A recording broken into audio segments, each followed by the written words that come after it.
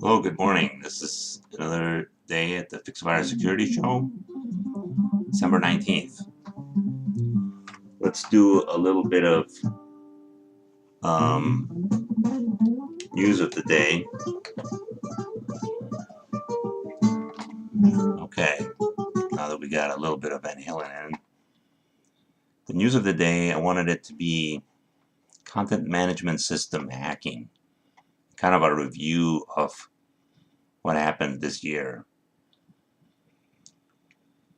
So, I don't know if content management systems, those are like WordPress, Drupal, Joomla. So they were targeted in 2014. And there were some very bad attacks on them as well. So 75% of websites use some type of content management system or CMS. In July, there was a flaw in MailPoet newsletters, and about 50,000 websites. The backdoor was nasty. The admin user called a specific backdoor, called it 1001001. So there was quite a few attacks on WordPress sites. Then Drupal had a bug, and then 12 million websites were put at risk. Joomla was vulnerabilities, and a plugin was compromised, and a popular e-commerce plugin, Virtumart, and over 3.5 million websites were attacked. So just to review, a lot of content management systems control many websites, and basically keep your websites up.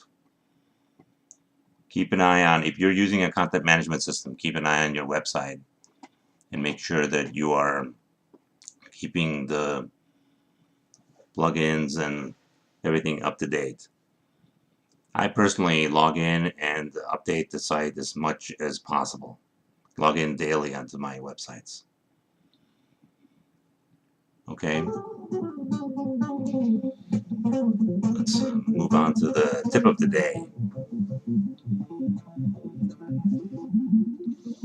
Okay, so in the tip of the day, I wanted to discuss PCI compliance. And I put it up on my board here. So PCI compliance, what does that mean?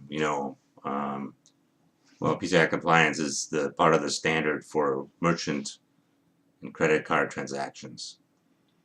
So if you're a software vendor that designs PCI, that designs merchant card transactions, then you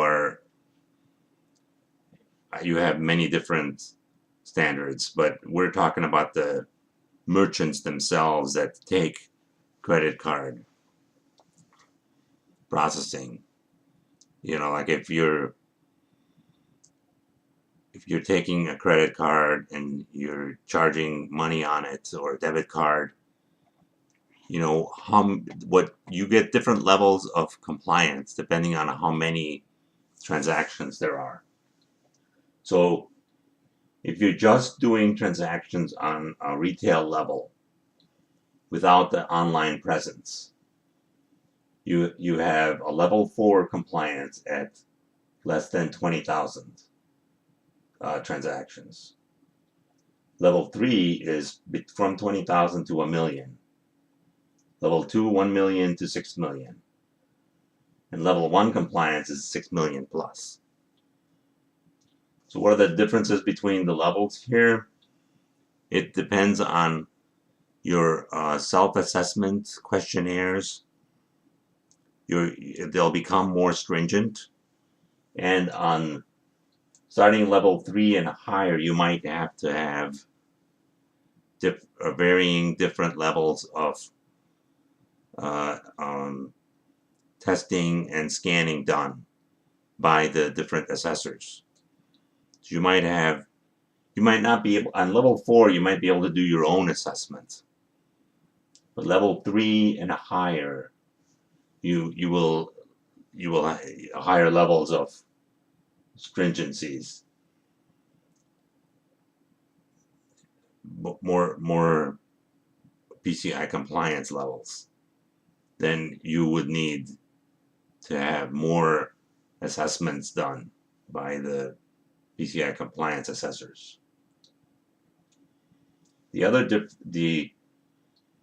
Where this also matters is how your payments are processed. There are 6 different self-assessment questionnaires, and those questionnaires are dependent on how you process your payments. I've created a new web page on oversightsentry.com, and so you can go to that page and you can find out where you are located as far as what type of assessment you need for your business. So if you're taking credit card statements online, then that's different than if you're taking credit cards only from the person using a computer or a credit card processing terminal. So my tip of the day is, this is the end of the year. Next year there's going to be a new PCI compliance level. So make sure that you get up to speed with PCI compliance. It's on my webpage. So I recommend that you check that out. Get ready for it for next year. Thank you, and we'll see you guys on Monday. We'll have a lower level with the holidays of videos, but I will still do at least one video next week.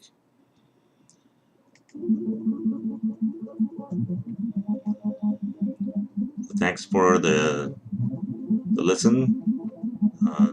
We'll see you guys next week.